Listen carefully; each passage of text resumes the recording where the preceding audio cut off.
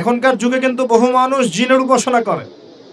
এখনকার যুগে বহু মানুষ জিনের উপাসনা করে। আর জিন বলে একটা জাতি আছে, আমাদের সাথে চলাফেরা করে, আমরা দেখতে পারি না। আমরা কি সব দেখতে পারি? আমরা কি সব জানি?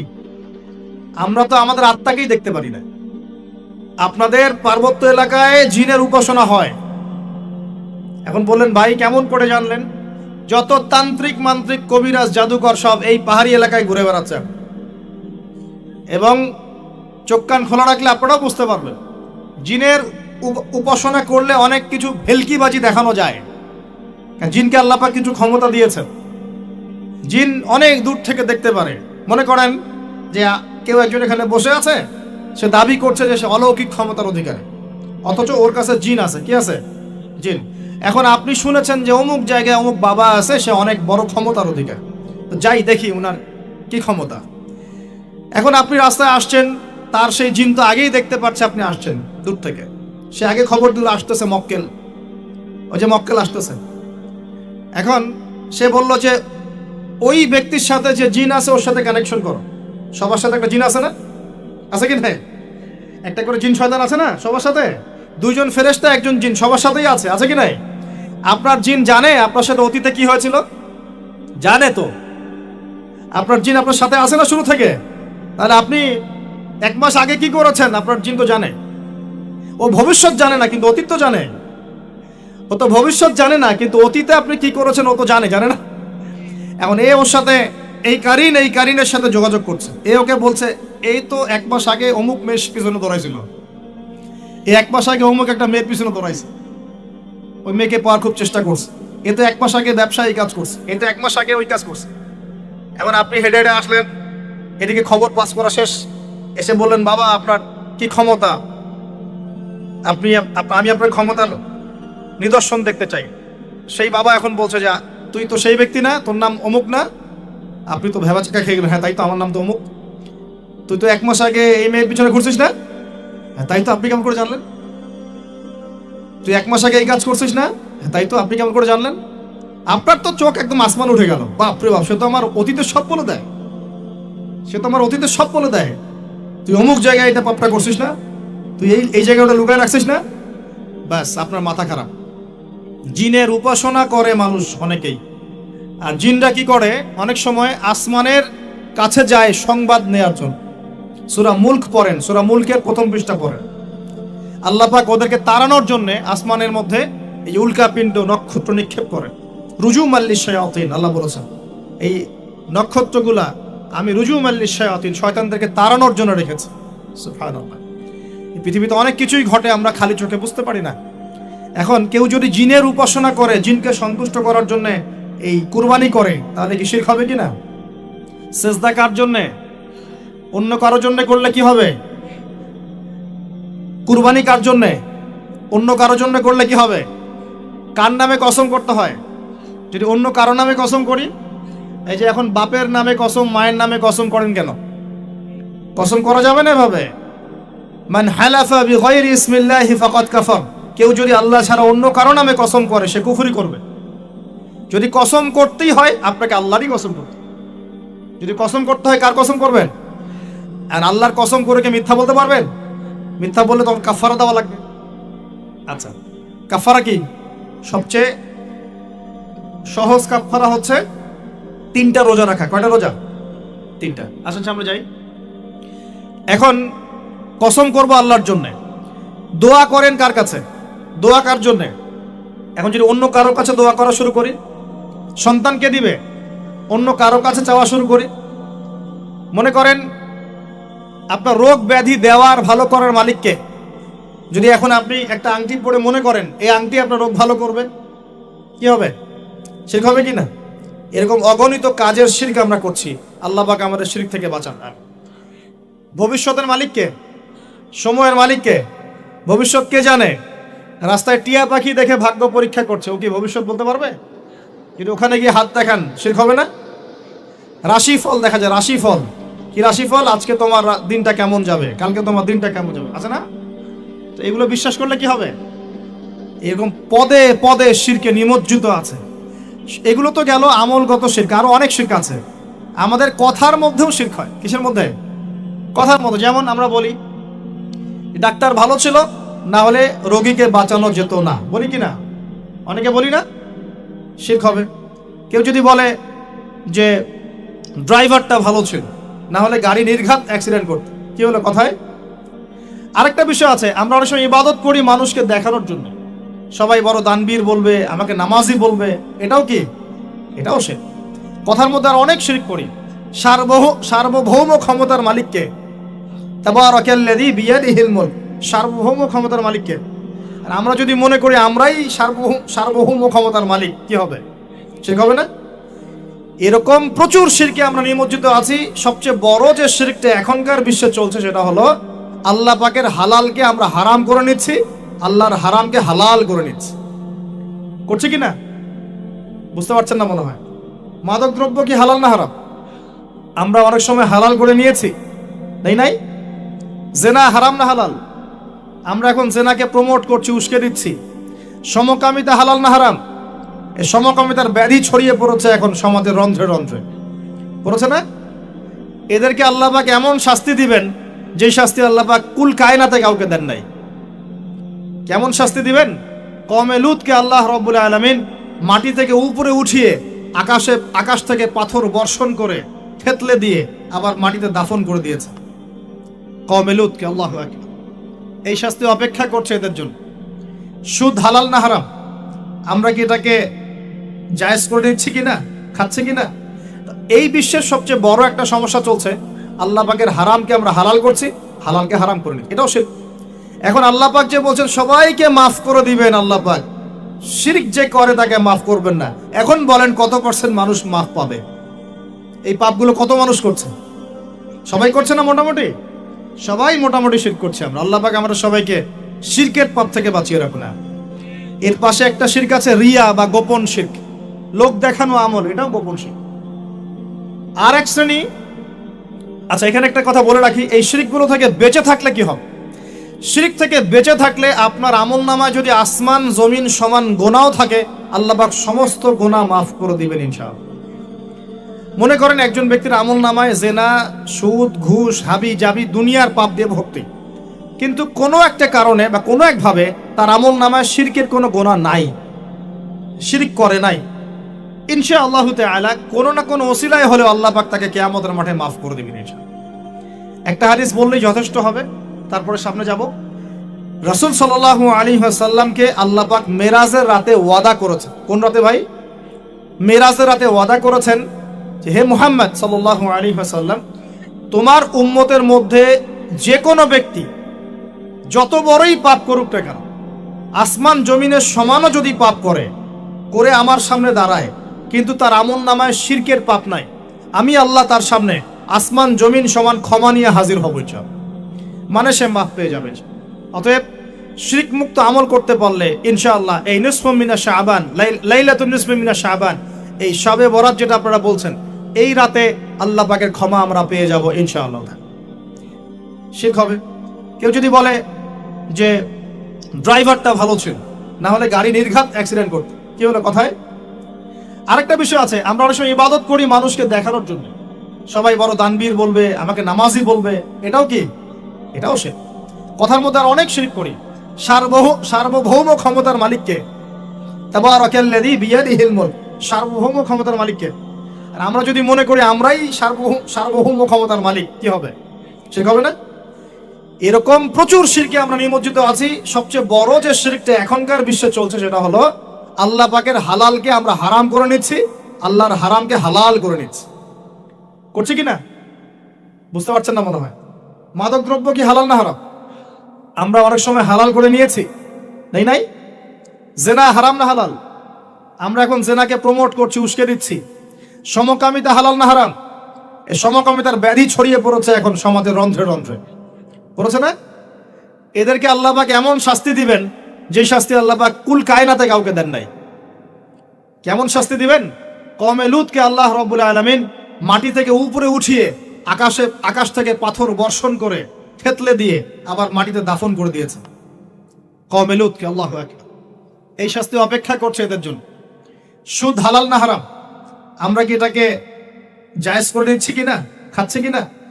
এই বিশ্বের সবচেয়ে বড় একটা সমস্যা চলছে, আল্লাহ পাকের হারামকে আমরা হালাল করছি, হালালকে হারাম করে নিচ্ছি, এটাও শিরক।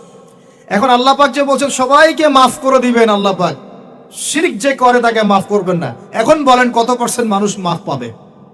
এই পাপগুলো কত মানুষ করছে? সবাই করছে না? মোটামুটি সবাই মোটামুটি শিরক করছে। আমরা আল্লাহ পাক আমরা সবাইকে শিরকের পথ থেকে বাঁচিয়ে রাখুন। যদিও নতুন একটা তর্ক বের হয়েছে, যে কিছু কিছু মানুষ দাবি করছে নবী সাল্লাল্লাহু আলাইহি ওয়াসাল্লামের পরেও নবী আসতে পারে। এমন কথা শোনেন নাই? কিছু কিছু মানুষ দাবি করছে যে নবী সাল্লাল্লাহু আলাইহি ওয়াসাল্লামের পরেও নবী আসতে পারে।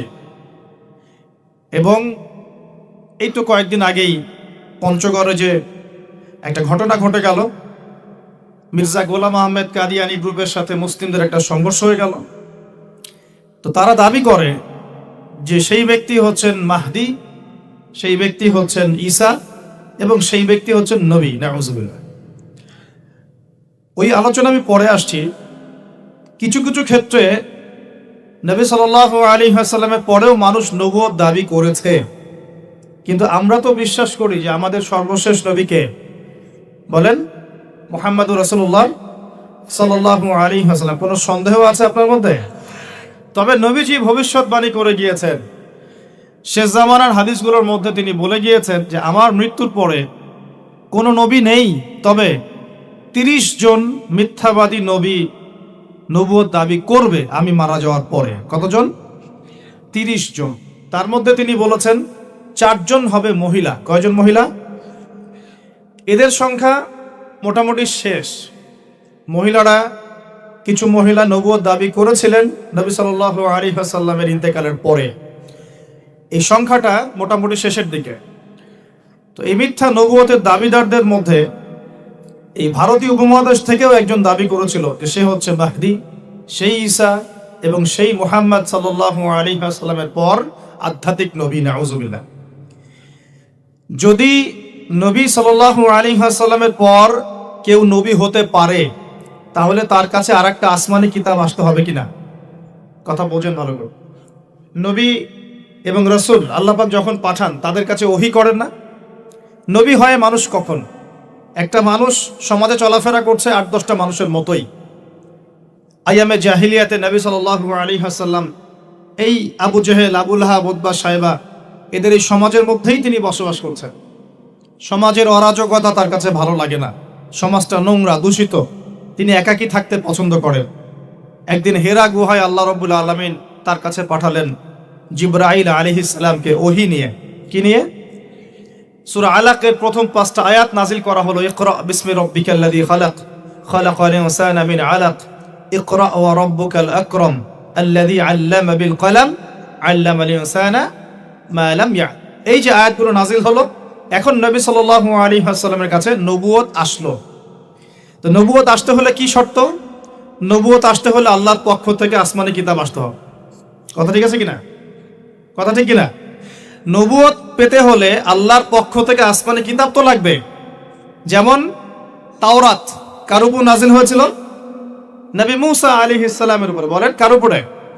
নবী মুসা আলাইহিস সালামের উপরে। তাহলে মুসা আলাইহিস সালাম নবী ছিলেন কিনা? আচ্ছা। জাবুর কার উপর নাজিল হয়েছে? দাউদ আলাইহিস সালাম। তাহলে দাউদ আলাইহিস সালাম নবী ছিলেন। ইনজিল কার উপর নাজিল হয়েছে? নবী ঈসা ইবনে মারইয়াম। তাহলে ঈসা ইবনে মারইয়াম আল্লাহর সন্তান ছিলেন না, আল্লাহর রাসূল ছিলেন। ঠিক আছে কথা? এবার মুহাম্মদ সাল্লাল্লাহু আলাইহি ওয়াসাল্লামের উপর নাজিল হলো কোরআন। এখন নবী সাল্লাল্লাহু আলাইহি ওয়াসাল্লাম নবুয়ত পেলেন, নবী হলেন। এখন যদি মুহাম্মদ সাল্লাল্লাহু আলাইহি ওয়াসাল্লামের পরে কেউ নবুয়ত দাবি করে, তাহলে তার কাছে আসমানি কিতাব আসতে হবে না? এখন কোরআনের পরে পুরো বিশ্বে কোন আসমানি কিতাব এসেছে বা আসবে? অতএব প্রমাণ হয়ে গেল যে নবী সাল্লাল্লাহু আলাইহি ওয়াসাল্লামের পরে যারাই নবুয়ত দাবি করবে তাদেরকে আসমানি কিতাব দেখাতে হবে। এই যে আমি নবী হয়েছি, আমার আসমানি কিতাব এই। এমন কোন আসমানি কিতাব কি আমরা পেয়েছি? তাহলে এতটুকু বুঝতে কি আমাদের বাকি থাকে যে নবী সাল্লাল্লাহু আলাইহি ওয়াসাল্লামের পরে যারাই নবুয়ত দাবি করবে এরা মিথ্যাবাদী, প্রতারক, দাজ্জাল। নবীজি বলেছেন আমার মৃত্যুর পরে বহু দাজ্জাল, মিথ্যাবাদী দাজ্জাল বের হবে। দাজ্জালুন আল কাযযাবুন, যারা হবে মিথ্যাবাদী, মহা প্রতারক। তোমরা জেনে রেখো আমি সর্বশেষ নবী, লা নবিয়্যা বা'দি, আমার পরে কোনো নবী নাই। তবে আমার পরে যদি কোনো নবী হতো তাহলে ওমর হতো নবী। কে হতো নবী? বলেন সুবহানাল্লাহ। আসুন, তো দুঃখ লাগে তখন যখন ওয়াজ মাহফিলের প্যান্ডেলে বসে ওয়াজ করতে করতে তাদের পণ্য খেতে হয়। ওয়াজ মাহফিলের প্যান্ডেলে বসে ওয়াজ করছি, মিথ্যা নবুয়ত স্পষ্ট করছি, কিন্তু আমার সামনে তাদের প্রোডাক্ট পড়ে আছে, পণ্য পড়ে আছে। আমরা ধর্মতাত্ত্বিক ক্ষেত্রে অনেক আবেগী, ধর্মতাত্ত্বিক ক্ষেত্রে আমরা খুব আবেগে জাতি, কিন্তু বাস্তবতা আমরা বুঝি না। একটা বাতিল ফেরকা বা একটা বাতিল দর্শনকে থামিয়ে দেওয়া যায় কিভাবে? অর্থনৈতিকভাবে বয়কট করে। কিভাবে বলেন? কথা বুঝতে পারছেন না মনে হয়? একটা বাতিল ফেরকা, বাতিল আদর্শ, জুলুম, জালেম, এটাকে থামিয়ে দেওয়ার অন্যতম মাধ্যম হচ্ছে অর্থনৈতিকভাবে বয়কট করা। যে জালেমরা সারা বিশ্বে মুসলিমদেরকে পাখির মতো হত্যা করছে, আমি মুসলিম হিসেবে ওর পণ্য ব্যবহার করব না। সিম্পল। কোনো সমস্যা? এটা আমার ব্যক্তি স্বাধীনতা। আপনি চাইলে করতে পারেন, আপনি চাইলে করতে না পারেন। কেউ বাধ্য করতে পারবে না, আপনাকে করতেই হবে বলতে পারবে? তা আমি দেখছি সারা বিশ্বে মুসলিমদের উপর নির্যাতন, নিপীড়ন চালাচ্ছে অমুক অমুক অমুক সভ্যতা। তা আমি আমার দেশীয় প্রোডাক্ট ব্যবহার করব, আমার দেশের অর্থনীতি সমৃদ্ধ হবে। আমি কেন জালেমদেরকে অর্থনৈতিকভাবে সচ্ছল করে দেব? এটা আমি কি জালেমদেরকে সহযোগিতা করছি না? মিথ্যা নবুয়তের দাবি করলে আমরা রাস্তায় নেমে হইচই করছি, মাশাআল্লাহ, জীবন দেওয়ার জন্য প্রস্তুত থাকছি, কিন্তু আমাদের ঘরগুলা ওদের প্রোডাক্ট পণ্য দিয়ে ভর্তি হয়ে আছে। এটা আবার কি ধরনের কথা? আল্লাহ পাক আমাদেরকে বোঝার তৌফিক দান করুন। অর্থনৈতিকভাবে যখন আপনি বয়কট করবেন, তার মানে আপনি একটা বাতিল দর্শনের ফান্ডিংটা বন্ধ করে দিলেন। মনে করেন সুদ হালাল না হারাম? সুদ তো ফরজ এখন, মাশাআল্লাহ, নাকি ভাই? এখন তো ফরজ হয়ে গেছে। আল্লাহ পাকের কাছে কি হালাল না হারাম? হারাম। মাদক আল্লাহর কাছে হারাম, আমাদের সমাজে ফরজ হয়ে গেছে না? মাদক ছাড়া চলতে পারে মানুষ? আস্তাগফিরুল্লাহ, আল্লাহ মাফ করুন। আমাদের যুব সমাজকে কুরে কুরে খাচ্ছে কে বলেন? আমাদের যুব সমাজের চরিত্র নষ্ট করছে কি? মাদক আর এই জেনা নয় কি? মাদক আর জেনা আমাদের যুব সমাজের চরিত্র নষ্ট করে ফেলছে। আল্লাহর কাছে হারাম, কিন্তু আমাদের কাছে এগুলো আমরা জায়েজ করে নিয়েছি, নাউজুবিল্লাহ। তো আল্লাহ রাব্বুল আলামিন যেটা হালাল করেন, মানুষ কি সেটা হারাম করতে পারবে? পারবে? আবার আল্লাহ পাক যেটাকে হারাম করেছেন, মানুষ সেটা হালাল করে নিতে পারবে? যদি কেউ করে, এই পাপটার নাম হলো শিরক। এই পাপের নাম কি? শিরক। প্রিয় ভাইরা, আমাদেরকে বুঝতে হবে শুধুমাত্র আবেগ দিয়ে নয়, বিবেক দিয়ে চিন্তা করতে হবে কিভাবে ইসলামকে নিয়ে কাজ করলে শেকড় থেকে ইসলাম শক্তিশালী হবে। এটা আমাদেরকে ভাবতে হবে। আল্লাহ পাক আমাদেরকে বোঝার তৌফিক দান করুন। যে বিষয়টার দিকে ফোকাস করছিলাম, দেখুন, আমাদের কেবলা নিয়ে কোনো সমস্যা আছে? আমাদের নবী নিয়ে কোনো সমস্যা আছে? এখান থেকে প্রাসঙ্গিক কিছু কথা বললাম যে নবী সাল্লাল্লাহু আলাইহি ওয়াসাল্লামের পর যদি কেউ নবুয়ত দাবি করে, তাকে বলতে হবে তোমার আসমানি কিতাব দেখাও। কি দেখাও? তোমার উপর কোন আসমানি কিতাব নাজিল হয়েছে ওটা দেখ। যদি কোরআনের পর কোনো কিতাব তুমি দেখাতে পারো, তাহলে তোমাকে নবী হিসেবে মেনে নিব, কোনো সমস্যা নেই। পারবে? কেউ পারবে? আল্লাহ পাক আমাদেরকে বোঝার তৌফিক দান। এখন আমাদের ফরজ বিষয়গুলোকে নিয়ে কিন্তু খুব একটা তর্ক দেখা যায় না। নামাজ কয় ওয়াক্ত, কেবলা কোনটা, নবী সাল্লাল্লাহু আলাইহি ওয়াসাল্লাম আমাদের নবী কিনা, আমরা কোন মাসে রোজা রাখবো, কখন হজ করব, কত পরিমাণ নেশা বলে যাকাত দিব সম্পদের, আমাদের আল্লাহ কয়জন আল্লাহ নিয়ে কোনো তর্ক আছে? তারপরে আমাদের ধর্মগ্রন্থ কোরআন, এই কোরআন নিয়ে কোনো তর্ক আছে? প্রত্যেক মুসলমান বিশ্বাস করে কোরআন আল্লাহর কিতাব, বিশ্বাস করে না? আচ্ছা, এখন দেখেন দুর্ভাগ্যজনক বিষয়টা দেখেন, আমাদের মুসলিম উম্মাহকে আল্লাহ পাক ঐক্যবদ্ধ থাকতে বলেছেন। কি থাকতে বলেছেন ভাই? আল্লাহ পাক সূরা আলে ইমরানের 103 নম্বর আয়াতে বলছেন যে ওয়া'তাসিমু বিহাবলিল্লাহি জামিআন ওয়া লা তাফাররাকু, তোমরা আল্লাহ পাকের রজ্জু মানে কোরআন, সুন্নাহ, ইসলাম, এটাকে শক্ত করে একসাথে ধরে থাকো, দলে দলে বিভক্ত হয়ে যেও না। কে বলেছেন? আল্লাহ। এখানে কয়েকটা আদেশ, তোমরা আল্লাহ পাকের রজ্জু শক্ত করে ধরো, ঢিলে ঢালা ভাবে ধরো না, শক্ত করে ধরো, আর একসাথে ধরো, একাকি ধরো না, একসাথে ধরো, শক্ত করে ধরো, একসাথে ধরো, ওয়ালা তাফাররাকু, বিভক্ত হয়ে যেও না। 3টা কথা, বুঝতে কোনো অসুবিধা হচ্ছে? আচ্ছা, এখন আল্লাহ পাক বিভক্ত হতে নিষেধ করেছেন, কিন্তু নবীজি হাদিসে বলছেন যে লাতাফতারিকু আলা 73 মিল্লাহ, তোমরা 73টা দলে ভাগ হয়ে যাবে। বলি নাউজুবিল্লাহ। কত দলে ভাই? 73 মানে কিন্তু শুধু 73 নয়, 73 মানে অসংখ্য। আরবি দিয়ে যখন সংখ্যার আধিক্য বোঝায় তখন এরকম সংখ্যা প্রয়োগ করা হয়। জান্নাতের দূরত্ব 40 বছরের পথ, মানে কি 40 বছর পায়ে হেঁটে? বোঝানো হচ্ছে যে অনেক ডিস্টেন্স হলেও 40 বছরের দূর থেকে আপনি গন্ধ পাবেন। মানে জান্নাতের যে ঘ্রাণ, সুঘ্রাণ, কিয়ামতের মাঠে মানুষ দেখা যাবে বহু দূর থেকে পাওয়া যাবে ইনশাআল্লাহ। একইভাবে জাহান্নামের চিৎকার বহু দূর থেকে মানুষ শুনতে পারবে ইনশাআল্লাহ। এগুলো দূরত্ব বোঝাতে এরকম 40 বছর, 70 বছর, 100 বছর, 73 এরকম সংখ্যা প্রয়োগ করা হয়। 73 মানে শুধু 73টা দলই নয়, বাংলাদেশেই তো 100টার বেশি দল আছে, আছে না? বাংলাদেশেই তো, উপমহাদেশেই তো 100, 200, 300 দল পাওয়া যাবে। প্রত্যেক দলের উপদল, শাখা দল আছে, আছে না? তো আল্লাহ পাক বলছেন একসাথে থাকতে, নবীজি বলছেন তোমরা বিভক্ত হয়ে যাবে, ভবিষ্যৎবাণী, মানে তোমরা হবে। তবে কুল্লুহুম ফিন্নার, তোমাদের প্রত্যেকটা দল জাহান্নামে যাবে। বলি নাউজুবিল্লাহ। ইল্লা মিল্লাতান ওয়াহিদা, একটা মাত্র দল ছাড়া। কিলা, তাকে বলা হচ্ছে মান হিয়া ইয়া রাসূলুল্লাহ, আল্লাহ রাসূল, সেই নাজাতপ্রাপ্ত দলটা কারা, ওই মিল্লাতটা কারা? নবীজি বলছেন, খুব গৌর করে শোনেন, নবীজি বলছেন কোনো নাম বলছেন না, কোনো দলের নাম বলছেন না। তিনি বলছেন মা আনা আলাইহি ওয়া আসহাবি আল ইয়াউমা, মা আনা আলাইহি ওয়া আসহাবি আল ইয়াউমা। আজকের দিনে, মানে 1400 বছর আগে যখন নবীজি বেঁচে আছেন তখনকার কথা তিনি বলছেন। আজকের দিনে আমি আর আমার সাহাবীরা যে আদর্শ, যে মতবাদ, যে আকীদা আমলের উপর আছি, এর উপরে যারা থাকবে তারা জান্নাতি ইনশাআল্লাহ। সুবহানাল্লাহ। যে কোনো দেশের হতে পারে, যে কোনো মানে ভাষার হতে পারে, যে কোনো সম্প্রদায়ের হতে পারে, যে কোনো সময়ের হতে পারে, যে কোনো সময়, সাদা কালো, ছোট বড়, ধনী গরিব, বাংলাদেশি পাকিস্তানি, যে কেউ হতে পারে। অতএব আল্লাহ রাব্বুল আলামিন বিভক্ত হতে নিষেধ করছেন, আমরা বিভক্ত হচ্ছি, আর নবীজি বলছেন তোমরা হবে। কিন্তু মনে রেখো, যারা বিভক্ত হয়ে যাবে তারা জান্নাতে যেতে পারবে না, বরং যারা ঐক্যবদ্ধ থাকবে, আমি আর আমার সাহাবী যার উপরে আছি তার উপরে থাকবে, ইনশাআল্লাহ জান্নাতে। তার মানে আমরা বুঝতে পারলাম আমাদের আকীদা, আমাদের বিশ্বাস, আমাদের আমল, আমাদের মানহাজ, আমাদের প্রত্যেকটা বিষয় নবী সাল্লাল্লাহু আলাইহি ওয়াসাল্লাম সাহাবীদের অনুকরণে হতে হবে, বাস আমরা জান্নাতি ইনশাআল্লাহ। কথা কি বুঝতে সমস্যা হচ্ছে ভাই? আচ্ছা, আমি চেষ্টা করছি সহজ করে বলার জন্য।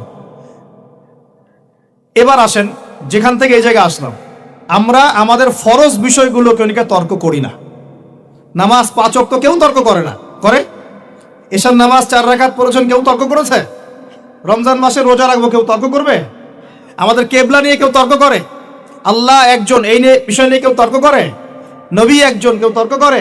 কোরআন আমাদের একমাত্র ধর্মগ্রন্থ, যার ব্যাখ্যা আছে হাদিস, কেউ কি তর্ক করে এগুলো নিয়ে? কিন্তু আল্লাহ পাক বিভক্ত হতে নিষেধ করেছেন, আমরা বিভক্ত হচ্ছি ফরজ বিষয়গুলোকে নিয়ে নয়, সুন্নত, মুস্তাহাব এই বিষয়গুলোকে নিয়ে।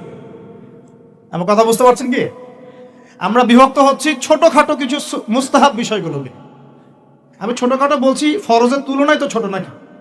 ইসলামের প্রতিটা বিষয় গুরুত্বপূর্ণ, কিন্তু আমরা কোন বিষয়টাকে সবচেয়ে বেশি অগ্রাধিকার দিব? ফরজ, ওয়াজিব, তারপর না আস্তে আস্তে সুন্নাহ, পরে মুস্তাহাব, নফল পর্যায়ে আসবে। সমাজে যত বিভক্তি মুসলিমদের মধ্যে, দেখবেন এগুলো ফরজ নিয়ে না, এগুলো ওয়াজিব নিয়ে না। হাতকে কোথায় বাঁধবে? আমিন জোরে বলবে না আস্তে বলবে? পায়ের সাথে পা লাগাবে কি লাগাবে না? সূরা ফাতিহা নামাজে পড়বে কি পড়বে না? তারাবির নামাজ কয় রাকাত? ঈদের তাকবীর কয় রাকাত? সবে বরাতে আমল করা যাবে কি যাবে? যত বিষয়, এই সবগুলো বিষয় তো ফরজ নাকি ভাই? বলেন তো, যে কয়েকটা কথা বললাম এগুলো কি ফরজ? দুর্ভাগ্য, মুসলিম উম্মার, বাংলার মাটির মুসলমানদের একটা বড় দুর্ভাগ্য হচ্ছে আমরা ছোটখাটো বিষয়গুলোকে নিয়ে আমাদের মধ্যে দলে দলে বিভক্ত হয়ে গেছি। ঠিক এই যে আগামীকাল আল্লাহ পাকের একটা রহমত আমাদেরকে দিয়েছেন, যে লাইলাতুন নিসফু মিনাশ শাবান, শাবান মাসের মধ্য রজনী, আল্লাহ পাকের রহমত। এই বিষয়টাকে নিয়েও বাংলাদেশে আমি দেখলাম, এটা নিয়ে আমি লেকচার দিতে চাই নাই, কারণ এগুলো আমি আসলে খুব একটা মাহফিলেও বলি না, এটা আমার ট্র্যাকও না। আমি অন্য বিষয়গুলো নিয়ে বেশি কথা বল। আপনারা জানেন এটা। আমাকে কখনো কি হাত বাঁধা নিয়ে ঝগড়া করতে দেখেছেন? আমার লেকচারে কখনো আমিন জোরে আসতে নিয়ে কথা বলতে দেখেছেন? আমি মনে করি উম্মার এই ফিতনাময় অবস্থায় এই বিষয়গুলো চেয়ে বেশি ইম্পর্টেন্ট আমাদের আকীদা ঠিক আছে কিনা, আমরা তাওহীদপন্থী কিনা, আমরা সুন্নাত ঠিক আছে কিনা, আমলে বেদাত ঢুকছে কিনা, আমরা হালাল খাই কিনা, সুদ থেকে দূরে থাকতে পারছি কিনা, সমসাময়িক এই বিশ্ব সম্পর্কে সচেতন কিনা, মুসলিম উম্মার বিরুদ্ধে যারা চক্রান্ত ষড়যন্ত্র করছে ওদের ব্যাপারে আমরা সচেতন কিনা, শেষ জামানাকে আমরা রিল করতে পারবো কিনা। বড় বড় বিষয়গুলোকে ফোকাস না করে আমরা যখন ছোটখাটো বিষয় নিয়ে মারামারি করতে থাকি, আস্তে আস্তে আমাদের মধ্যে ঐক্য সংহতি নষ্ট হয়, দলে দলে উম্মা বিভক্ত হয়ে যায়। ঠিক এই যে এই ইস্যুটাকে নিয়েও কথা বলতে শেষে বাধ্য হচ্ছে, কারণ দেখলাম অনলাইন অফলাইনে দুইটা দল দুটাই চরমপন্থী। একদল অতিরিক্ত বাড়াবাড়ি, একটা অতিরিক্ত ছাড়াছাড়ি। বাড়াবাড়ি আর ছাড়াছাড়ি, একটা অতিরিক্ত বাড়াবাড়ি, সে একদম শবে বরাতকে মনে হয় লাইলাতুল কদরের উপরে নিয়ে যাচ্ছে আর কি। লাইলাতুল নিসফু মিনাশ শাবানকে কোন কোন ক্ষেত্রে বাড়াবাড়ি পন্থীরা একদম লাইলাতুল কদরের উপরে নিয়ে চলে যাচ্ছে। আর ছাড়াছাড়ি যারা, তারা বলছে এই রাত্রে কোনো কিছুই করা যাবে। দুইটাই চরমপন্থী, বুঝতে পারছেন না মনে হয়। একদল এটাকে নিয়ে এত বেশি বাড়াবাড়ি করছে যে এটাকে একদম লাইলাতুল কদরের উপরে নিয়ে চলে যাচ্ছে।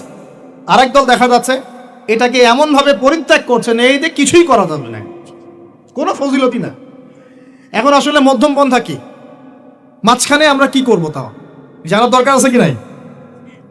অনেক হাদিসের অনেক আলোচনা, প্রায় 40-50 পৃষ্ঠার বই, সব আলোচনা তো মাহফিলে করা সম্ভব না। আমি সারমর্মটুকু বলি। সারমর্ম কি? হাদিসে শবে বরাত নামে কোনো শব্দ নাই। এক নম্বর কি নাই ভাই? শবে বরাত নামে কোনো শব্দ নেই। আছে লাইলাতুন নিসফু মিনাশ শাবান, শাবান মাসের মধ্য রজনী। শাবান মাসের মধ্য রজনী। শাবান মাস কি? উত্তর, নবী সাল্লাল্লাহু আলাইহি ওয়াসাল্লাম রমজান মাসের পর যে মাসে রোজা রাখতে বেশি গুরুত্ব দিয়েছেন তার নাম শাবান। আমার সাথে বলেন, শাবান মাস কি? নবী সাল্লাল্লাহু আলাইহি ওয়াসাল্লাম রমজানের পরে যে মাসে রোজা রাখতে খুব বেশি গুরুত্ব দিয়েছেন তার নাম শাবান। আয়েশা রাদিয়াল্লাহু আনহা তিনি বলতেন যে শাবান মাস আসলে নবী সাল্লাল্লাহু আলাইহি ওয়াসাল্লাম এত বেশি বেশি রোজা রাখতেন যে মনে হতো তিনি রোজা ছাড়বেনই না, সারা মাস রেখে ফেলবেন। মনে বেশি থেকে বেশি রোজা রাখতেন শাবান মাসে। প্রশ্ন হচ্ছে কেন? উত্তর, এমনিতে এই মাসটা বরকতময় এবং এই মাসে আল্লাহ পাক তার রহমতে বিপুল সংখ্যক মানুষকে জাহান্নাম থেকে মুক্তি দান করেন। সুবহানাল্লাহ। নবী সাল্লাল্লাহু আলাইহি ওয়াসাল্লাম এই মাসকে তাজিম করতেন। এই মাসের সম্মানার্থে, এই মাসে আল্লাহর রহমত বরকতের স্বার্থে নবী করিম সাল্লাল্লাহু আলাইহি ওয়াসাল্লাম এই মাসে বেশি বেশি রোজা রেখেছেন। সুন্নত কি শিখলাম? শাবান মাসে বেশি বেশি রোজা রাখা সুন্নত। একটা কি পেলাম ভাই? শাবান মাসে বেশি বেশি রোজা রাখা সুন্নত। আপনি যদি মুকিম হন, শরীর সুস্থ থাকে, মুসাফির না, আপনার সুস্থতা আছে, সব ঠিক আছে, আপনি চেষ্টা করবেন এই মাসে বেশি বেশি রোজা রাখার। পারা যাবে ইনশাল্লাহ। এটা নবীর সুন্নত হবে। আরেকটা হাদিস মাথায় নিয়ে নেন, আজকে সারা ওয়াজ ভুলে গেলে এই ওয়াজটা ভুলেন না। কি হাদিস? নবীজি বলছেন,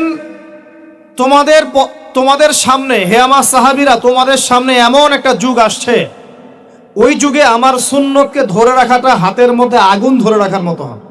আমি অনেকদিন এই লেকচারে এই হাদিসটা বলেছি। তোমাদের সামনে এমন একটা কঠিন যুগ আসছে, জামানা সবরিন, সবরের যুগ, কঠিন যুগ। ওই যুগে ঈমান ধরে রাখা, মানে আমার সুন্নতের উপর থাকা, হাতে আগুন ধরে রাখার মতো হবে। ওই যুগে যদি তোমরা আমার একটা সুন্নতকে জীবিত করতে পারো, সমাজে একটা সুন্নত মরে গেছে, ওটাকে আবার জীবিত করতে পারো, তাহলে 50 জন শহীদ সাহাবীর নেকি পাও। হাদিসটা বুঝলেন? শুধু নেকি না, আপনি 50 জন শহীদ সাহাবীর নেকি পাবেন যখন চলমান সমাজে একটা সুন্নত মিটে গেছে, নাই, মানুষ আমল করছে না, কিন্তু আপনি সেটাকে জীবিত করলেন। পারা যাবে ইনশাল্লাহ। একটা দেখাচ্ছি, যেমন সাহাবীদের যুগে মানুষ মসজিদে ঢুকলে কি করতো জানেন? আগে 2 রাকাত নামাজ পড়তো। কি করতো? মসজিদে ঢুকেই, ওযু অবস্থায় মসজিদে ঢুকেই তারা বসতেন না, আগে 2 রাকাত নামাজ পড়তেন, দুখুলুল মসজিদ বা তাহিয়াতুল মসজিদ, তারপরে বসতেন। আর নবীজি বলেছেন কিয়ামতের আগে আগে এই দুখুলুল মসজিদ, তাহিয়াতুল মসজিদ, এই নামাজটা উঠে যাবে। উঠে যাচ্ছে না আস্তে আস্তে। মসজিদে ঢুকলে মানুষ ধাপ করে বসে পড়ে, তাই না? মানুষ ভুলেই গেছে এটা সুন্নত। এখন আপনি যদি এই সুন্নতটাকে আবার জীবিত করতে পারেন, ইনশাল্লাহ 50 জন শহীদ সাহাবীর নেকি পাবেন। সমাজে এখন দাড়ি শেভ করা ফ্যাশন হয়ে গেছে, বুঝছে না? অনেকে শেভ না করলে চাকরি দেয় না। শেভ না করলে কি হয় না? চাকরি পাওয়া যায় না। স্কুলে তো না, কলেজে গিয়ে পড়তে গেলে ক্লাস করতে দেয় না। দাঁড়িয়ে আছে, যাও সব করে আসো, তাই বলে। এখন সমাজ চলছে উল্টা। এখন যদি আপনি নবীর সুন্নতকে আবার জীবিত করতে পারেন, 50 জন শহীদ সাহাবীর নেকি পাবেন ইনশাআল্লাহ। রাতে ঘুমানোর সময় একটা সুন্নত আছে, 33 বার সুবহানাল্লাহ, 33 বার আলহামদুলিল্লাহ, 34 বার কি আল্লাহু আকবার। বহু মানুষই পড়ে না। আপনি যদি পড়তে পারেন, ইনশাআল্লাহ আল্লাহ পাক আপনাকে নেকি দিবেন। সমাজে বহু মানুষ চুল একদম এখন মেসি রোনাল্ডো কাট, তাই না? মেসি কাট আর রোনাল্ডো কাট। আর আমি সিলেট অঞ্চলে দেখে আসছি একদম লন্ডন কাট, 2 পাশ ছিলে মাঝখানে চুল। লন্ডন থেকে শিখে আসছি। এখন চুলেরও কিন্তু সুন্নত আছে, আছে কি নাই? দাড়ির যেমন সুন্নত আছে, চুলের সুন্নত নাই। একদম সামন পিছন সমান করতে পারেন, অথবা যদি চুল নাই থাকে তাহলে চুল মাথা মুন্ডন করে রাখতে পারেন। অনেক সাহাবীর মাথা মুন্ডিত ছিল। আবার অথবা কানের লতি পর্যন্ত বা কাঁধ বাবড়ি রাখতে পারেন। এটা চুলের সুন্নত হলো কিনা? এখন সমাজের সব মানুষ এই সুন্নতটাকে ভুলে গেছে। আপনি সুন্নত মনে করে রেখেছেন, ইনশাল্লাহ আপনি নেকি পাবেন ইনশাআল্লাহ। এরকম অগণিত সুন্নত আছে, অগণিত, যেগুলো আমাদের সমাজ থেকে আস্তে আস্তে উঠে যাচ্ছে। আমি খুব দুঃখের সাথে বলছি, অনেক মসজিদে আমরা কি করি? একটা মোনাজাত করি, আল্লাহুম্মা আমিন বিরহমাতিকা ইয়া আরহামার রাহিম, ব্যাস উঠে চলে গেল, তাই না? উঠে চলে যায় না? তারপর স্যান্ডেল নিয়ে বাইরে চলে গেল। অথচ সালাম ফিরানোর পরে একবার বলতে হয় আল্লাহু আকবার। কি বলতে হয়? 3 বার বলতে হয় আস্তাগফিরুল্লাহ, আস্তাগফিরুল্লাহ, আস্তাগফিরুল্লাহ। বলতে হয় আল্লাহুম্মা আনতাস সালাম ওয়া মিনকাস সালাম তাবারাকতা ইয়া যাল জালালি ওয়াল ইকরাম। একবার পড়তে হয় আয়াতুল কুরসি, 33 বার সুবহানাল্লাহ, 33 বার আলহামদুলিল্লাহ, 33 বার আল্লাহু আকবার, তারপর কালিমা শাহাদা। এরপর সূরা ফালাক একবার, সূরা নাস একবার, ইখলাস একবার। আরো দোয়া, অনেক দোয়া আছে। আল্লাহুম্মা লা মানিআ লিমা আ'তাইত ওয়া লা মু'তিয়া লিমা মানা'ত ওয়া লা ইয়ানফা'ু যাল জাদ্দি মিনকাল জাদ। পড়তে হয় আল্লাহুম্মা ইন্নী আউযু বিকা মিনাল হাম্মি ওয়াল হাযান ওয়াল আজজি ওয়াল কাসালি ওয়াল বুখলি ওয়াল জুবন ওয়া দালা'id দাইন ওয়া গালাবাতির রিজাল। পড়তে হয় আল্লাহুম্মা আ'ইন্নী আলা যিকরিকা ওয়া শুকরিকা ওয়া হুসনি ইবাদাতিক। আরো অনেক দোয়া আছে। দেখেন তো, মোনাজাত করেন, আমি তো না করছি না, আমি তর্ক করতে আসি না এখানে। এটা নিয়ে আমি ঝগড়া করতে আসি, কিন্তু এই সুন্নতটা যে উঠে গেল, মোনাজাতটা করে যে মসজিদ থেকে বের হয়ে চলে গেলেন, এই সুন্নতটার উপর আমল কে করবে? সুন্নত উঠে গেল না? আপনি যদি বসে এখন সুন্নতটা প্রতিষ্ঠা করেন, 50 জন শহীদ সাহাবীর নেকি পাবেন ইনশাআল্লাহ। এগুলো তো গেল আমলিয়াত। সমাজ চলছে সুদের উপরে। আপনি যদি হালাল অর্থনীতি প্রবর্তন করতে পারেন, তাহলে কত নেকি পাবেন? সমাজ চলছে জেনায়, আপনি এখন পর্দা প্রতিষ্ঠা করলেন, তাহলে কত নেকি পাবেন? সমাজে চলছে দুর্নীতি, আপনি এখন আমানতদারিতা, ইনসাফ প্রতিষ্ঠা করলেন, কত নেকি পাবেন? সমাজে চলছে শয়তানি, সব শয়তানি। কি চলছে? শয়তানি। এখন আপনি আল্লাহ রাব্বুল আলামিনের ওহী প্রতিষ্ঠা করলেন, কত নেকি পাবেন? নিঃসন্দেহে আর অনেক বেশি নেকি পাবেন। আল্লাহ পাক আমাদেরকে সেই লক্ষ্যে কাজ করার তৌফিক দান। প্রিয় ভাইরা, যে কথা বলতে গিয়ে এখানে আসলাম, এক বাড়াবাড়ি, এক কি ছাড়াছাড়ি, এর মাঝখানে কি একটা ফজিলত জানলাম। শাবান মাস মানেই এই মাসে নবীজি বেশি বেশি রোজা রাখ। তাহলে আমরা কি করবো এই মাসে ভাই? 1 নম্বর কাজ, বেশি বেশি রোজা রাখার চেষ্টা করবো ইনশাআল্লাহ। আল্লাহ তৌফিক দান করবে। এবার আরেকটা পয়েন্ট বলি, সামনে রমাদান মাস। রমজান মাস আসলে আমরা মাশাআল্লাহ পরিপূর্ণ মুসলিম হওয়ার চেষ্টা করি, কিন্তু সারা বছর এটা ধরে রাখতে পারি। রমজান মাসে যে নামাজ পড়ে না, সেও মসজিদে যায়। দেখা যায় যে জুমার নামাজও পড়ে না, ও তারাবির নামাজ পড়তে যায়, যায় কি না? ওই দিন গিয়ে বলে এসি দেন, ইমাম সাহেব এসি অন করেন, তাই না? সারা বছর তো আসে নাই। ওই দিন গিয়ে ইমাম সাহেব এসি বন্ধ কেন? এই মুয়াজ্জিন সাহেব ফ্যান দেন।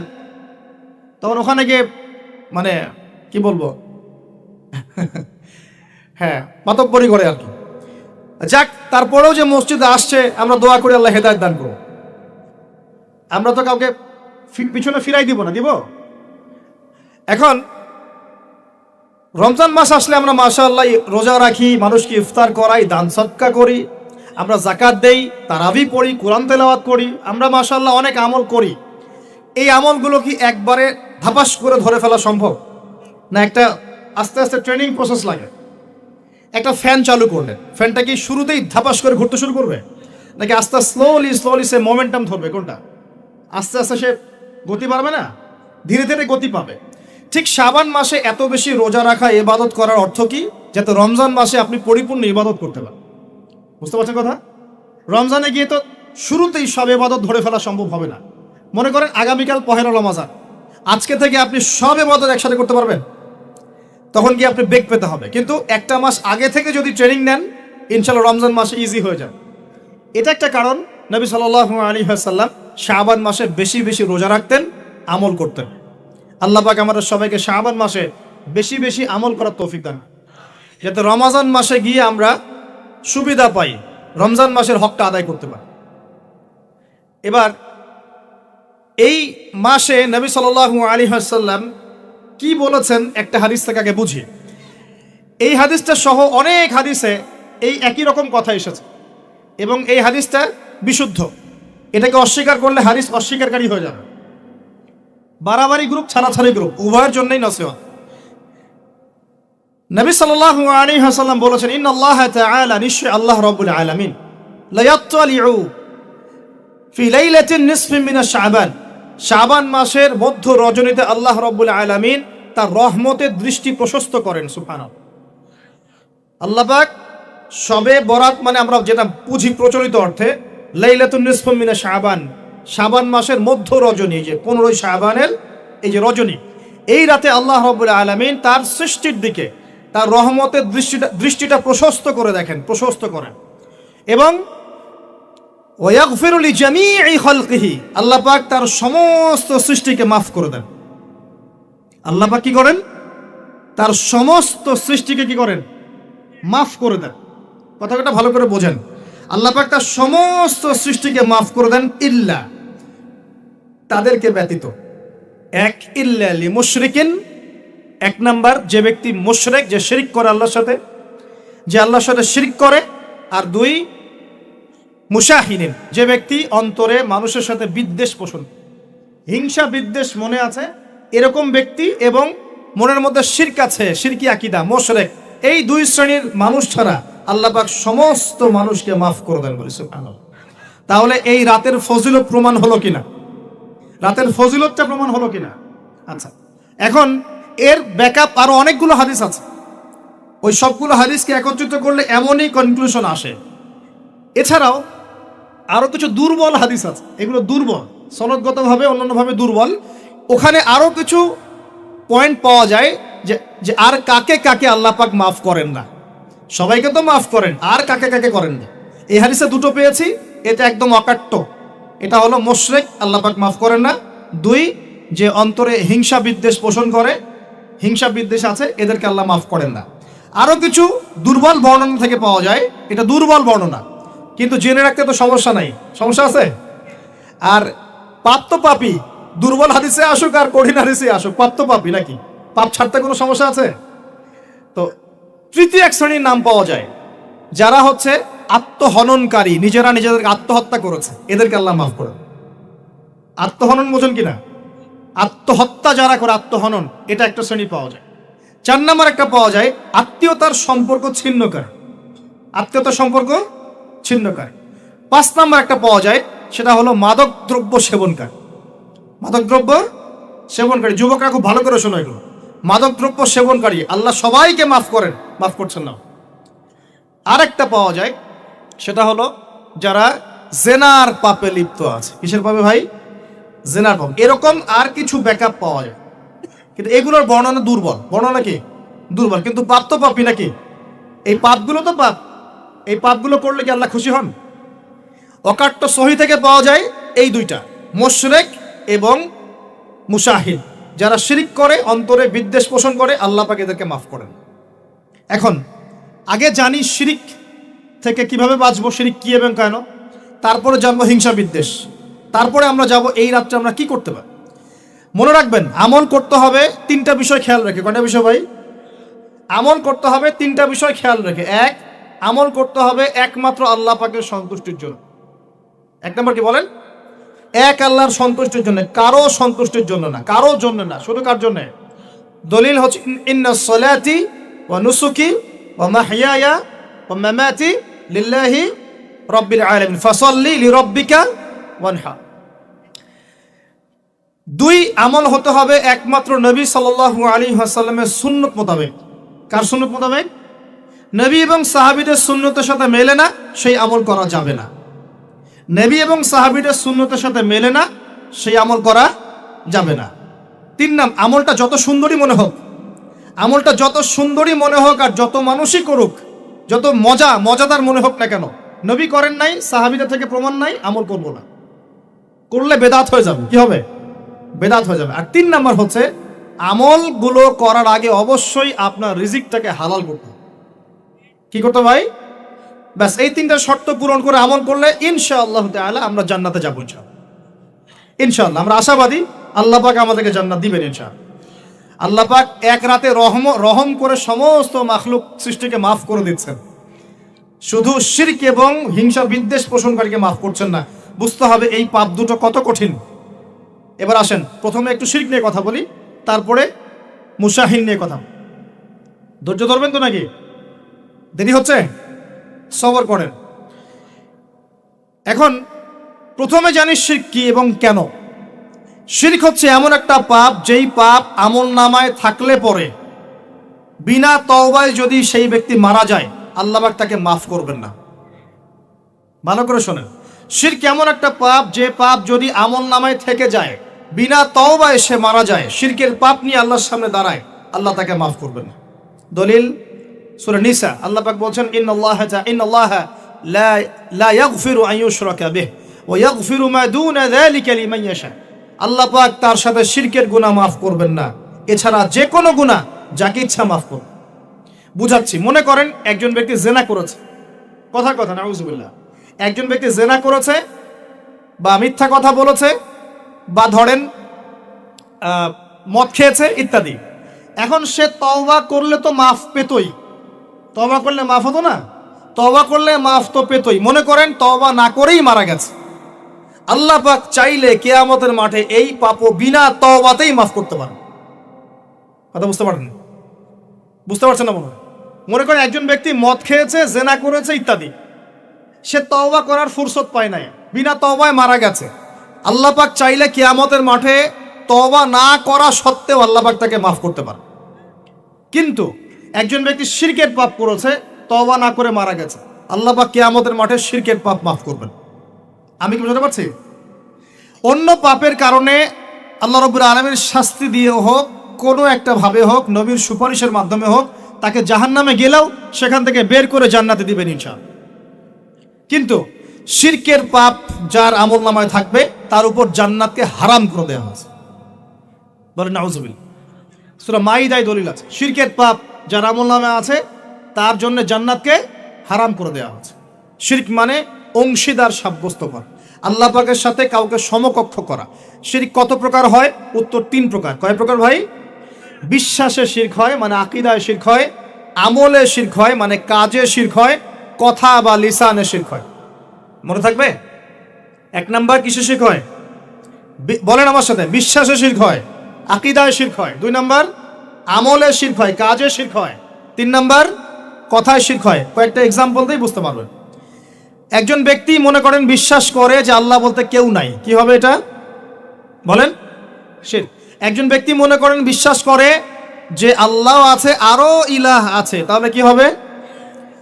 কেউ যদি বিশ্বাস করে আল্লাহর সন্তান আছে, কি হবে? কেউ যদি বিশ্বাস করে মহাবিশ্ব আল্লাহ সৃষ্টি করে নাই, বিগ ব্যাং থেকে সৃষ্টি হয়েছে, কি হবে? কেউ যদি বিশ্বাস করে আল্লাহ মানুষকে সৃষ্টি করে নাই, মানুষ বানর থেকে হয়েছে, কি হবে?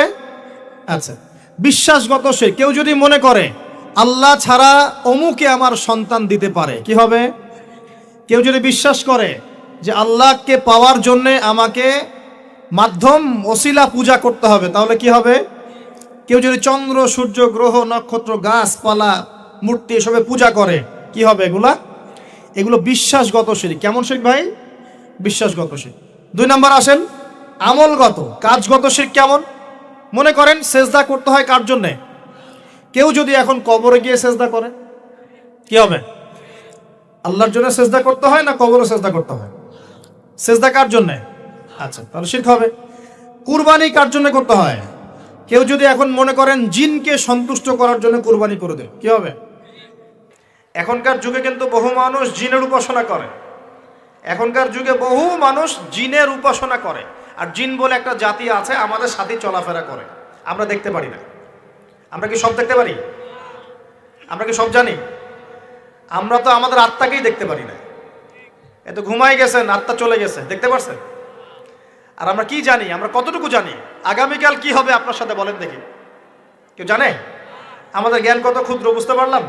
আগামীকাল কি হবে তাই জানি না, আমার আত্মাকেও চোখে দেখি না। আর আমি যদি দাবি করি এখন আমি সব জানতাম, তাহলে কি হবে?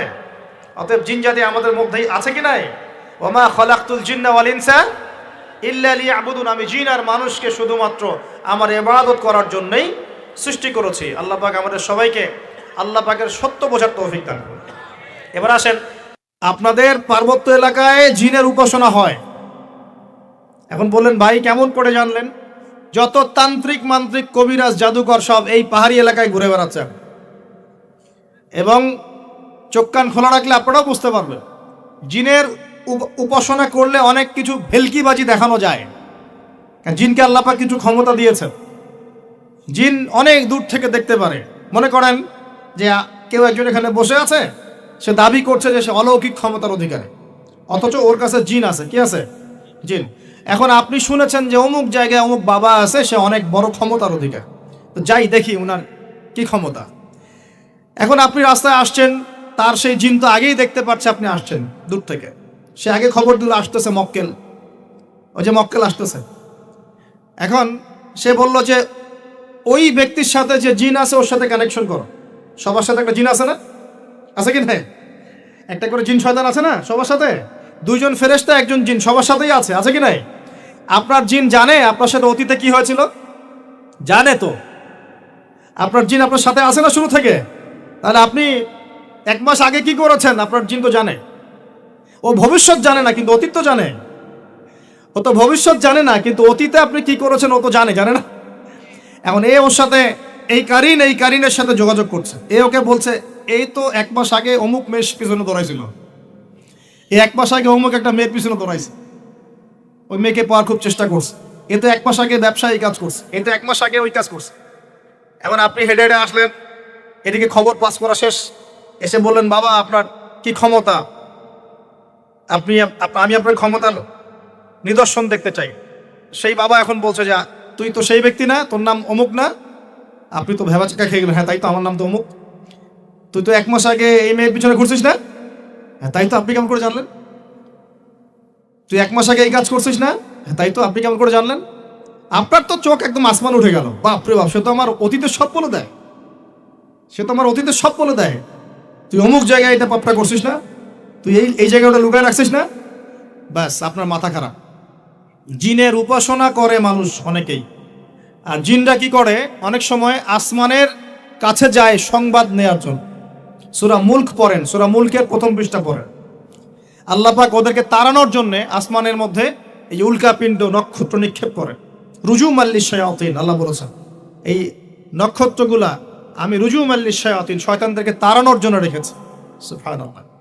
এই পৃথিবীতে অনেক কিছুই ঘটে, আমরা খালি চোখে বুঝতে পারি না। এখন কেউ যদি জিনের উপাসনা করে, জিনকে সন্তুষ্ট করার জন্য এই কুরবানি করে, তাহলে কি শিরক হবে কিনা? সেজদা কার জন্যে? অন্য কারোর জন্য করলে কি হবে? কুরবানি কার জন্যে? অন্য কারোর জন্য করলে কি হবে? কার নামে কসম করতে হয়? যদি অন্য কারো নামে কসম করি, এই যে এখন বাপের নামে কসম, মায়ের নামে কসম করেন কেন? কসম করা যাবে না এভাবে। মান হালাফা বিগাইরি ইসমিল্লাহি ফাকাদ কাফার। কেউ যদি আল্লাহ ছাড়া অন্য কারো নামে কসম করে সে কুফরি করবে। যদি কসম করতেই হয় আপনাকে আল্লাহরই কসম করতে। যদি কসম করতে হয় কার কসম করবেন? আর আল্লাহর কসম করে কি মিথ্যা বলতে পারবেন? মিথ্যা বললে তখন কাফারা দেওয়া লাগবে। আচ্ছা, কাফারা কি? সবচেয়ে সহজ কাফারা হচ্ছে 3টা রোজা রাখা। কয়টা রোজা? 3টা। আসেন সামনে যাই। এখন কসম করব আল্লাহর জন্যে, দোয়া করেন কার কাছে? দোয়া কার জন্যে? এখন যদি অন্য কারো কাছে দোয়া করা শুরু করি, সন্তানকে দিবে, অন্য কারো কাছে চাওয়া শুরু করি, মনে করেন আপনার রোগ ব্যাধি দেওয়ার ভালো করার মালিককে যদি এখন আপনি একটা আংটি পরে মনে করেন এই আংটি আপনার রোগ ভালো করবে, কি হবে? শিরক হবে কি না? এরকম অগণিত কাজের শিরক আমরা করছি। আল্লাহ পাক আমাদের শিরক থেকে বাঁচান। ভবিষ্যতের মালিককে, সময়ের মালিককে, ভবিষ্যৎ কে জানে? রাস্তায় টিয়া পাখি দেখে ভাগ্য পরীক্ষা করছে, ও কি ভবিষ্যৎ বলতে পারবে? কিন্তু ওখানে গিয়ে হাত দেখান, শিরক হবে না? রাশিফল দেখা যায়, রাশিফল কি? রাশিফল, আজকে তোমার দিনটা কেমন যাবে, কালকে তোমার দিনটা কেমন যাবে, আছে না? তো এগুলো বিশ্বাস করলে কি হবে? এরকম পদে পদে শিরকে নিমজ্জিত আছে। এগুলো তো গেল আমলগত শিরক, আরো অনেক শিরক আছে। আমাদের কথার মধ্যেও শিরক হয়। কিসের মধ্যে? কথার মধ্যে। যেমন আমরা বলি ডাক্তার ভালো ছিল, না হলে রোগীকে বাঁচানো যেত না, বলি কি না? অনেকে বলি না? শিরক হবে। কেউ যদি বলে যে ড্রাইভারটা ভালো ছিল, না হলে গাড়ি নির্ঘাত অ্যাক্সিডেন্ট করত, কি হলো কথায়? আরেকটা বিষয় আছে, আমরা অনেক সময় ইবাদত করি মানুষকে দেখানোর জন্য, সবাই বড় দানবীর বলবে, আমাকে নামাজি বলবে, এটাও কি? এটাও শিরক। কথার মধ্যে আর অনেক শিরক করি। সার্বভৌম ক্ষমতার মালিককে, তাবারাকাল্লাযী বিয়াদিহিল মুলক, সার্বভৌম ক্ষমতার মালিককে। আর আমরা যদি মনে করি আমরাই সার্বভৌম ক্ষমতার মালিক, কি হবে? শিরক হবে না? এরকম প্রচুর শিরকে আমরা নিমজ্জিত আছি। সবচেয়ে বড় যে শিরকটা এখনকার বিশ্বে চলছে সেটা হলো আল্লাহ পাকের হালালকে আমরা হারাম করে নিচ্ছি, আল্লাহর হারামকে হালাল করে নিচ্ছি। করছে কি না? বুঝতে পারছেন না মনে হয়। মাদক দ্রব্য কি হালাল না হারাম? আমরা অনেক সময় হালাল করে নিয়েছি, নাই? জেনা হারাম না হালাল?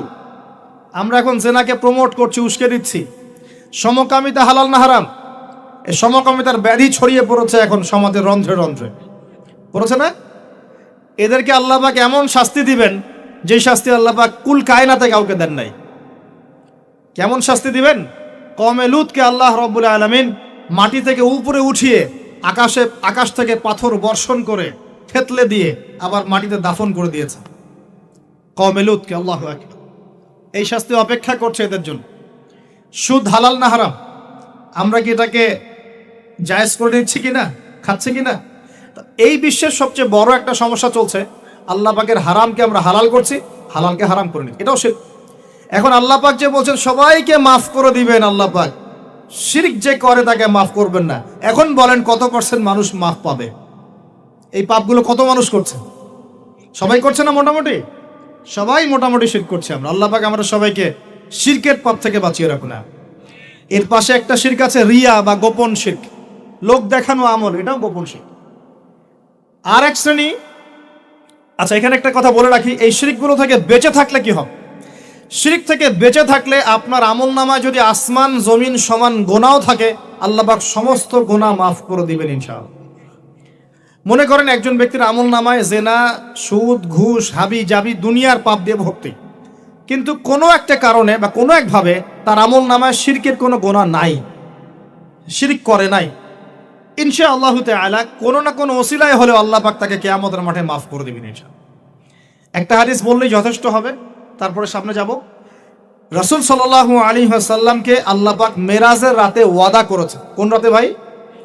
মেরাজের রাতে ওয়াদা করেছেন যে হে মুহাম্মদ সাল্লাল্লাহু আলাইহি ওয়াসাল্লাম, তোমার উম্মতের মধ্যে যে কোনো ব্যক্তি যত বড়ই পাপ করুক না কেন, আসমান জমিনের সমানও যদি পাপ করে আমার সামনে দাঁড়ায়, কিন্তু তার আমল নামায় শিরকের পাপ নাই, আমি আল্লাহ তার সামনে আসমান জমিন সমান ক্ষমা নিয়ে হাজির হব ইনশাআল্লাহ। মানে সে মাফ পেয়ে যাবে। অতএব শিরক মুক্ত আমল করতে পারলে ইনশাআল্লাহ এই নিসফু মিনা শাবান, লাইলাতুন নিসফি মিনা শাবান, এই শবে বরাত যেটা আপনারা বলছেন, এই রাতে আল্লাহ পাকের ক্ষমা আমরা পেয়ে যাব ইনশাআল্লাহ। শিরক মুক্ত আমল করতে পারলেই ক্ষমা হবে ইনশাআল্লাহ। আল্লাহ পাক আমাদের সবাইকে শিরক থেকে বেঁচে থাকার তৌফিক দান করুন। এই শিরক সম্পর্কে বিস্তারিত জানার জন্য শিরক কি ও কেন, কিতাবুত তাওহীদ, তারপরে কোরআন সুন্নাহর আলোকে ইসলামী আকীদা, এই বইগুলো পড়াশোনা করেন, ইনশাআল্লাহ জানতে পারবেন। আর এক শ্রেণী মানুষকে আল্লাহ পাক মাফ করবেন না। এরা কারা? মুশাহিন। মুশাহিন মানে কি? যারা একে অপরের সাথে হিংসা বিদ্বেষ পোষণ করে। এখন বলেন দেখি, হিংসা বিদ্বেষ পোষণ করেন এমন মানুষ আছে এখন? বলেন দেখি। রাজনৈতিক অঙ্গনে একজন আরেকজনের সাথে হিংসা করছে কিনা? সামাজিক নেতৃত্ব নিয়ে একজন আরেকজনের সাথে হিংসা করছে কিনা? পরিবারের মধ্যেও একজন আরেকজনের সাথে হিংসা করছে কিনা? ভাই ভাই একজন আরেকজনের সাথে হিংসা করছে কিনা? আলেম একজন আরেকজনের সাথে হিংসা করছে কিনা? করছে না? বক্তায় একজন আরেকজনের সাথে হিংসা করে কিনা? ধর্ম থেকে শুরু করে বিশ্ব রাজনীতি পর্যন্ত হিংসার দাবানলে এখন পুরো বিশ্বের মানুষ জ্বলে পুরো শেষ হয়ে যাচ্ছে, হচ্ছে না? মহিলা হিংসা করে কিনা? সতীনে হিংসা করে কিনা? সতীন বোঝেন কিনা? বিয়েই তো করেন নাই, সতীন বুঝবেন কি? সতীন কি জিনিস? দুই বউ, এক বউ কি হয়? সতীনে হিংসা করে কিনা? আয়েশা রাদিয়াল্লাহু আনহার বাসায় মানে ঘরে নবী সাল্লাল্লাহু আলাইহি ওয়াসাল্লাম বসে আছেন, ঢুকেছেন, আর অন্য একজন স্ত্রীর ঘর থেকে একটা খাবার আসতে পারে না, ভালোবেসে মহব্বত করে হাদিয়া দিয়েছেন। আয়েশা রাদিয়াল্লাহু আনহা যখন দেখলেন তার ঘরের মধ্যে খাবার পাঠিয়েছে অন্য একজন স্ত্রী, পুরো থালাটাকে মাথার উপর নিয়ে থাপাস করে ভেঙে ফেললেন। তো রাসূলুল্লাহ সাল্লাল্লাহু আলাইহি ওয়াসাল্লাম মুচকি হাসছেন, আর উপস্থিত হয়তো আরো দু একজন ছিলেন, তাদেরকে বলছেন যে তোমাদের মা রাগ করেছে। তিনি নিজেই হাতে সেগুলো তুললেন, সব ভাঙাচুরা পিসগুলো নিজে তুলে রেখে দিয়ে ভালো থালা বাটিগুলো হাদিয়া পাঠালেন ওই স্ত্রীর ঘরে, যে ঘর থেকে খাবার এসেছে। এইভাবে ডিল করতে হয় আর কি।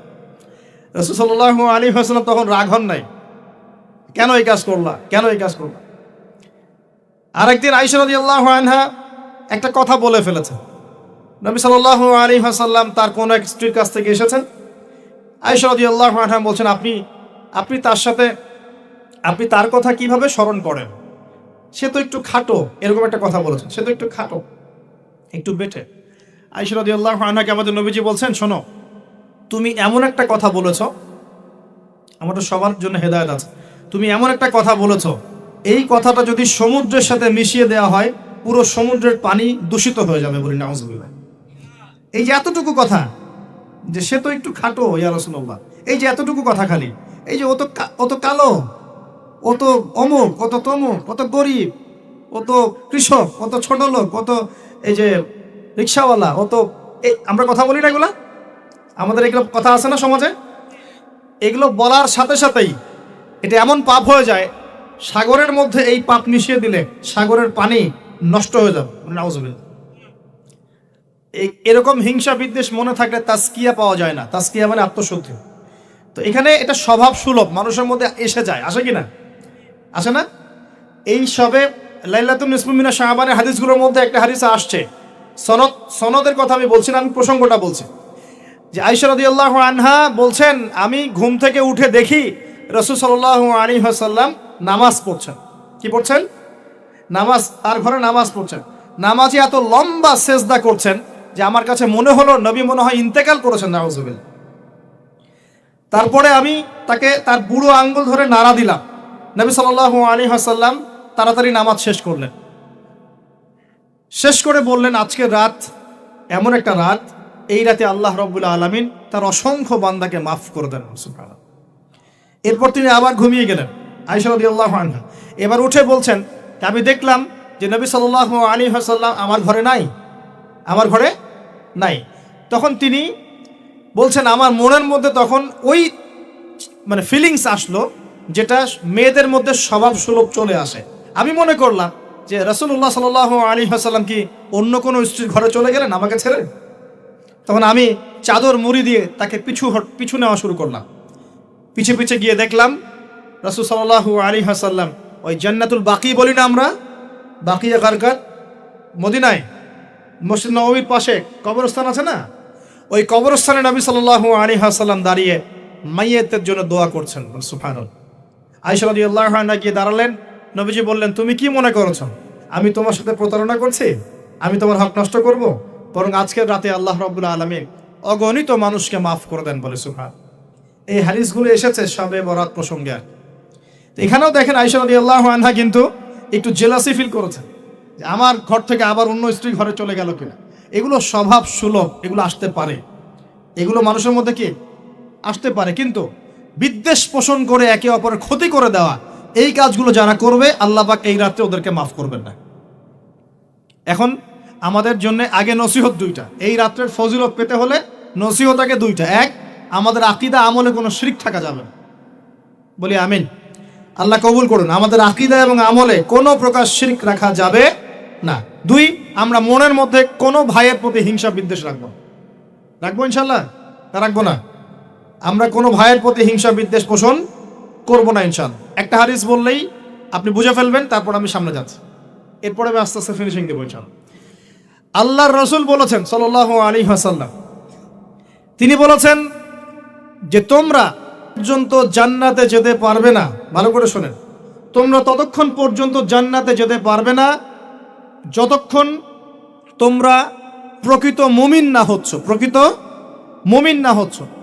আর তোমরা ততক্ষণ পর্যন্ত প্রকৃত মুমিন হতে পারবে না যতক্ষণ পর্যন্ত না পরস্পরকে ভালো না বাসছ, পরস্পরকে ভালো না বাসছ। এই ভালোবাসা আবার বয়ফ্রেন্ড গার্লফ্রেন্ড ভালোবাসা না, দিনই ক্ষেত্রে ভালোবাসা। আর আমি কি তোমাদেরকে জানিয়ে দিব কি করলে তোমরা পরস্পরকে ভালোবাসতে পারবে? সাহাবীরা বলছেন অবশ্যই বলুন ইয়া রাসূলুল্লাহ। নবীজি বলছেন তোমরা একে অপরকে সালাম দেওয়ার অভ্যাস করো, ইনশাআল্লাহ তোমরা একে অপরকে ভালোবাসতে পারো। ইসলামের সৌন্দর্য দুটা, কয়টা ভাই? বেশি বেশি মানুষকে সালাম দেয়া এবং মানুষকে খাবার খাওয়ানো। কি খাওয়ানো? আরেকটা মনে রাখবেন, কিয়ামতের আগে আগে মানুষ বাছাইকৃত মানুষকে সালাম দিবে, সবাইকে সালাম দিবে। চলছে কিনা সমাজে? কিয়ামত দূরে না কাছে? এটা আজকে আলোচনার টপিক না, নাহলে আমি বলতাম যে কতগুলো আলামত আপনি দেখতে পান। এখন আমরা বুঝতে পারলাম এই রাতের ফজিলত আছে, আছে কি নাই?